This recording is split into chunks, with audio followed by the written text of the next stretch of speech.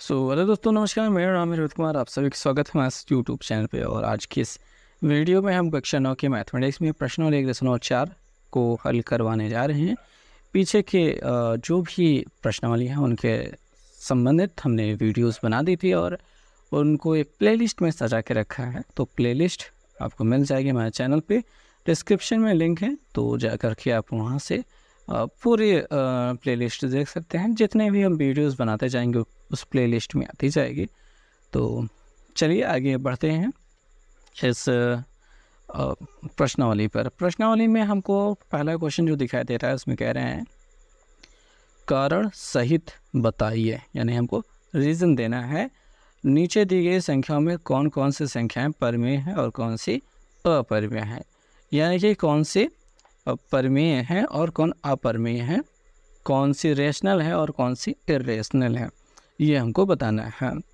तो परिमेय हम पहले बता देते हैं कि परिमेय क्या होती है। परिमेय हालांकि आपको बहुत पहले से बताया जा चुका है कि वे सभी संख्याएं जिनको हम p/q के रूप में लिख सकते हैं और q बराबर नहीं होना चाहिए 0 के, तो इनको परिमेय कहते हैं। जैसे 1/2 हो गया, 3/5 हो गया। अगर हम 6 अकेले लिख दें तब पर भी, क्योंकि इसके बटे 1 लगाया जा सकता है, इसलिए 6 भी परिमेय है। 0 हो गया, इसके बटे 1 लगाया जा सकता है, ये सभी परिमेय हैं। ठीक है, दशमलव वाली संख्याएं भी परिमेय होती हैं, कुछ इस प्रकार से होना चाहिए। इनके अलावा जो परिमेय के अलावा जो चीज़ें होती हैं उनको कहा जाता है अपरिमेय। ये संख्याएं कैसी होती हैं? ये ऐसी संख्याएं होती हैं जिनको p/q के रूप में नहीं लिखा जा सकता, कि इस रूप में नहीं आ सकते हैं। महत्वपूर्ण बात यही होती है। इनमें जो भी अंडर रूट के अंदर संख्याएं रहती हैं जिनका वर्गमूल अच्छे से आसानी से नहीं निकाला जा सकता है, वो सभी अपरिमेय के अंतर्गत आती है। √4 इसके अंतर्गत नहीं आएगी क्योंकि इसका वर्गमूल 2 है। तो ये एक परिमेय संख्या है, ना कि अपरिमेय संख्या है, तो इसको यहाँ नहीं रखना है। ऐसे ही √6, √7, √8, √9 तो नहीं आएगा इसमें। बाकी सब अंडर रूट वाली ज़्यादातर जितनी भी संख्याएं हैं वो अपरिमेय होती हैं। अपरिमेय संख्या में एक चीज़ और आती है, पाई। ये जो पाई होता है ये अपरिमेय होती है, लेकिन जो इसका वैल्यू होती है 22/7 वो परिमेय होती है। क्यों परिमेय होती है? क्योंकि एक परिमेय संख्या वास्तव में है, 22/7 परिमेय संख्या है, लेकिन पाई अपरिमेय है। देखिए, जब पाई का मान कहा जाता है कि 22/7 होता है, तो उसके साथ हिंदी में लिखा जाता है लगभग, यानी कि ये एग्जैक्ट आंसर नहीं है, इसकी वैल्यू नहीं है, ये लगभग इसके बराबर है। इसलिए जो पाई होता है वो वास्तव में तो अपरिमेय है, लेकिन इसकी जो वैल्यू ली जाती है जो कि इसके लगभग में बराबर होती है, वो एक परिमेय संख्या है। ठीक है, आई थिंक ये आपको बात समझ में आ गई होगी। अब ये बहुत मुश्किल चीज़ें हो जाती है, क्योंकि बहुविकल्पी प्रश्नों में जब ये पूछा जाता है कि कौन सा परिमेय है कौन सा अपरिमेय है, तो मुश्किल हो जाता है। जैसे आपसे पूछ लिया जाए कि इसमें से कौन से परिमेय है। ठीक है, आपसे कह दिया जाए कि पाई परिमेय है कि 22/7 परिमेय है, कि और भी क्वेश्चन और चीज़ें दी जा सकती है ना। तो परिमेय ये है, अपरिमेय ये है। और भी कुछ लोग होते हैं जो अपरिमेय होते हैं, जैसे कि 0.10, 110, 1110, 1110, ऐसे डॉट लगाना ज़रूरी है। ऐसी कोई श्रृंखला चल रही है संख्याओं के दशमलव के बाद जिसमें कोई भी निश्चित नहीं हो रहा है कि कौन आएगा, ये सब भी अपरिमेय के अंतर्गत आती हैं। इसमें निश्चित नहीं है ना। यहाँ पे आपको 10 दिखाई दे रहा है, यहाँ पे 110 दिखाई दे रहा है। अगर 10 बार बार होता, ठीक है, ऐसे होता 10 फिर 10 ऐसे बार बार होता, तब तो हम कह देते कि ये 0 1 0 इसके ऊपर बार लगी है, इसको बटे में बदला जा सकता है, ऐसी वाली स्थिति हो जाती है। लेकिन अब ये वैसा नहीं है, तो ये अपरिमेय है, ये वाला यहाँ पे नहीं रहेगा, ये परिमेय होता है। ओके, तो इतनी बातें आपने समझ ली हैं। तो अब आ जाते हैं इसमें, इनमें बताना है कि कौन सा परिमेय है कौन सा अपरिमेय है। पहला प्रश्न चल रहा है, पहले का जो पहला है जहाँ पे आपको 7 + 2√3 लिखा है, हम इसे कहेंगे कि ये अपरिमेय है। अपरिमेय है, कारण देख लेते हैं, क्योंकि यहाँ पे √3 दिखाई दे रहा है। ठीक है, हम यहाँ पे उत्तर में लिखेंगे क्योंकि परिमेय तथा अपरिमेय का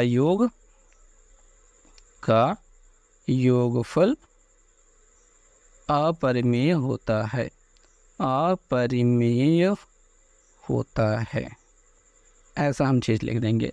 देखिए परिमेय तो आपका 7 है, अपरिमेय कौन है? ये 2√3, उसमें भी खास तौर से √3 अपरिमेय है, 2 तो एक परिमेय संख्या है। ठीक है, तो ये लिख देंगे कारण के रूप में, हालांकि ये अपरिमेय है। यहाँ पे √3 को आप हटा नहीं सकते, वो पक्का यहीं पे रहेगा, इसलिए ये अपरिमेय है। चलिए ये बातें आपने समझ ली। अब हम चलते हैं इसके दूसरे वाले पार्ट पे, जो कि हमें कुछ लंबा दिखाई दे रहा है। 4 है प्लस है √32 है प्लस √64 है माइनस 4 √2 है। अब देखिए यहाँ पे जो कोष्टक लगा है वो किसी काम का है नहीं। ठीक, ये जो 32 है, 32 को थोड़ा ध्यान से देखिए आप। 2 से काटेंगे 16, 2 से काटेंगे 8, फिर 4, फिर 2, फिर 1। अब देखिए इसका दोनों का जोड़ा बन करके 2 बाहर आया, इन दोनों का 2 आया, इसका नहीं बन पाया। ये जो बाहर आए थे वो 2 दोनों, ये 4 बाहर हो गए, जिसका जोड़ा नहीं बन पाया वो अंदर रह गया। आई थिंक ये आप सबको समझ में आ गया होगा।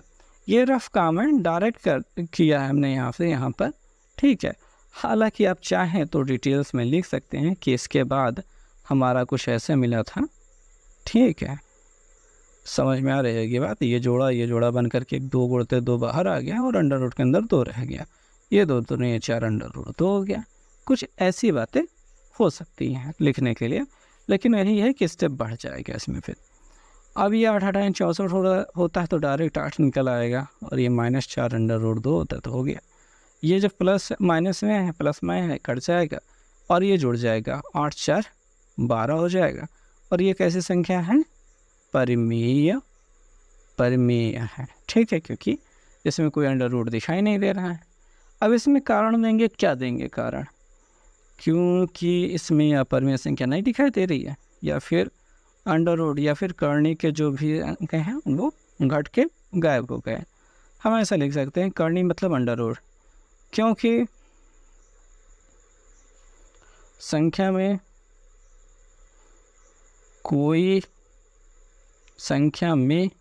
कोई कर्णी चिन्ह नहीं है, इस वजह से ये परिमेय है। हमने अपने हिसाब से एक कारण दे दिया, बाकी आप वैसे लिख सकते हैं, कोई दिक्कत की बात नहीं है। अब जैसे कि हम दूसरे प्रश्न को देखते हैं। दूसरा प्रश्न देखने में डरावना लग सकता है, शुरू में मुझे भी बहुत डरावने लगते थे ये प्रश्न। जहाँ पे ABC दिखाई दी वहाँ पे हमने हाथ खड़े कर दिए कि भैया अब हमसे ना हो पाएगा। लेकिन थोड़ा सब्र रखो, देखो यार कुछ है नहीं, भारी भारी कोई चीज़ इसमें नहीं है। इसमें कह रहे हैं कि यदि A तथा B प्राकृतिक संख्या हैं तो इसका क्या करेंगे? कुछ भी नहीं करेंगे, इसको पड़ा रहने देंगे। A और B प्राकृतिक संख्याएं हैं तो हमें लेना देना तो है, लेकिन इतना ज़्यादा टेंशन लेने की ज़रूरत नहीं है। तब ये जो दिया गया है का एक परिमेय है, क्या यह सत्य है? आपसे पूछा जा रहा है क्या यह परिमेय है, सत्य है क्या सत्य, ये बताना है। तो हम देख लेते हैं under root A plus under root B। मुझे पता नहीं क्या हो गया है, आगे चलते हैं। Under root A minus under root B, तो इसमें आप देख सकते हैं A plus B, A minus B वाला फार्मूला लग रहा है। तो under root A square minus under root B square ऐसा बन जाएगा। ऐसा क्यों हुआ? क्योंकि हम यहाँ पे सूत्र लिख लेते हैं कि A square minus B square बराबर A प्लस B होता है और A माइनस B होता है। तो ये फार्मूला हमने यहाँ पे यूज़ कर लिया। अब इसका वर्ग होने पर अंडर रूट और स्क्वायर दोनों हट जाएंगे, खाली A बचेगा, और यहाँ पे भी अंडर रूट और स्क्वायर हट जाएंगे, B बचेगा। ये हट जाता है भैया, अंडर रूट लगा है किसी भी गिनती के ऊपर और उसके ऊपर घातें लगी हैं, तो ये घातें 2 और ये अंडर रूट हट जाएगा, खाली A बचेगा, कट जाता है। अब ऐसा क्यों होता है उसका कारण भी बता देना चाहिए। यहाँ पे थोड़ा सा कोष्टक लगा देते हैं, और यहाँ पे ये बच गया। अब हमसे पूछा गया था ये परिमेय है या नहीं, तो हम कहेंगे यह परिमेय है, ऐसा हम लिख देते हैं। अब मैं बताता हूँ कि अंडर रूट स्क्वायर से क्यों हट जाता है।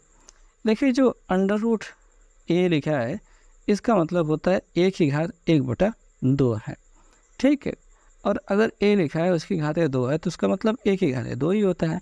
और ये दोनों मिक्स हो गए हैं किसी के साथ में, ऐसे और ऐसे हो गए हैं। ये वाला बाहर भी हो सकता है, यहाँ पे अंदर भी हो सकता है, कोई दिक्कत नहीं है, कहीं पे भी हो। तो होगा क्या कि ये ऐसे लिखा जाएगा, इसकी वजह से बनेगा घाते 1/2 गुणते इसकी वजह से बनेगा 2 से 2 कट जाएगा और एक ही घाते 1 दिखाई देगी।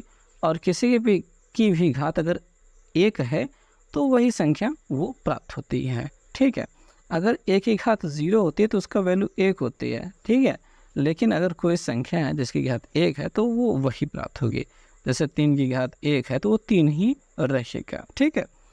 तो आपने यहाँ पे देख लिया, खाली यहाँ से यहाँ तक उत्तर है, बस इतना ही काफ़ी। ये रफ आइडिया है, ये इसको नहीं करना है, बाकी 1 2 3 और 4 लाइनें और ये साथ में लिख देना है, बस इस प्रश्न का यही उत्तर है, ठीक है। उम्मीद करते हैं समझ आ रहा होगा। समझ आ रहा होगा तो इसको सरल करना भी आपके लिए आसान ही होगा, ठीक। 3 इसमें सरल करना है पहला प्रश्न को। लिखा है अंडर रूट के अंदर 72 प्लस अंडर रूट के अंदर 800 प्लस माइनस अंडर रूट के अंदर 18। तो इसको हल करने के लिए हमें बस इसका गुणनखंड यहाँ पे ज्ञात करना होगा। तो ये रफ वाला काम कर रहे हैं, 72 का है, 2 से काटेंगे 36 2 72 होता है, 2 से काटेंगे 18 2 36, 2 से काटेंगे 2 9 18, 3 से काटेंगे 3, 3 से काटेंगे 1, ऐसा कुछ हो जाएगा। आप चाहे तो इसको लिख सकते हैं 2 गुणते 2 गुणते 2 गुणते 3 गुणते 3, ऐसा लिख सकते हैं। अब 800 का भी निकाल लेते हैं, ठीक है। 2 से काटोगे तो 400, 2 से काटोगे तो 200, 2 से काटोगे 100, 2 से काटोगे 50, 2 से काटोगे 25, फिर 5 से 5, फिर 5 से 1। तो यहाँ पे देख सकते हो कितनी बार 2 आया है, 5 बार। तो 2 गुणते 2 गुणते 2 गुणते 2 गुणते 2 गुणते 5 गुणते 5, इतना हो गया -18। तो 18 का क्या होता है, तो 18 किससे कटेगा, 18 कटेगा 2 से, 2 9 18, 3 से काटेंगे 3, 3 से काटेंगे 1, यानी 2 गुणते 3 गुणते 3 ऐसा हो जाएगा। ये जोड़ा बनाओ, ये जोड़ा बनाओ, ये 2 बाहर आ गया और 3 भी बाहर आ गया, अंडर रूट 2 रह गया, माइनस नहीं प्लस, यहाँ पे ये बाहर आया, ये बाहर आया, ये बाहर आया, 2 गुणते 2 गुणते 5, अंडर रूट के अंदर ये वाला 2 बचा रह गया, माइनस ये 3 बाहर आ जाएंगे और ये अंडर रूट के अंदर 2 बच जाएगा। ये 3 दूनी है 6 अंडर रूट 2 प्लस 2 दूनी 4, 4 पंचे 20 under root 2 minus 3 under root 2, ये किसी काम का नहीं है। तो अब देखो यहाँ पे एक चीज़ बता देते हैं, जोड़ और घटाना। देखिए जोड़ और घटाना किसके बीच होता है, जिसके ये कर्णी के अंदर वाली गिनती और कर्णी के ऊपर घात जो लगती है वो बराबर हो। तो under root 2 under root 2 under root 2 देखने की वजह से हमें 6 और 20 को जोड़ देंगे, 20 से 26 और 3 को घटा देंगे तो 23 मिल जाएगा। तो डायरेक्ट कर रहा हूँ, और अंडर रूट 2 को जोड़ जोड़ के घटा के नहीं लिखना है, ये जितना था वो एक ही बार लिख दिया गया। समझ में आई बात। जोड़ते या घटाते वक्त उसके आगे की गिनतियाँ घटती या जुड़ती हैं, अंडर रूट के अंदर वाले जो मटेरियल है उसको उस पर कोई प्रभाव नहीं पड़ता है, उसको बस एक बार लिख दिया जाता है। और ये जोड़ घटाना तभी हो पाता है जब ये अंडर रूट के अंदर वाली गिनतियाँ समान हो और उनकी घातें भी समान हो। अब मैं घातें क्यों कह रहा हूँ, क्योंकि कई बार अंडर रूट 2 यहाँ पे ये 2 की घातें 1/2 है, लेकिन घात में यहाँ पे 3 देख सकता है, 3 देने का मतलब 2 की घातें 1/3। समझ में आ रहा है। तो ये घात अलग हो सकती है, हो सकता है कि सब कुछ बराबर हो, ये अंडर रूट 2 हो और यहाँ पे अंडर रूट 3 दिया हो।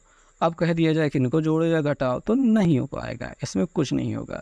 जैसे मुझे कह दिया जाए कि और अंडर रूट 2 और अंडर रूट 3 को जोड़ो, ऐसा कहा जाए मुझे, तो हम क्या जोड़ेंगे, हम जोड़ेंगे under root 2 plus under root 3, यही योगफल है।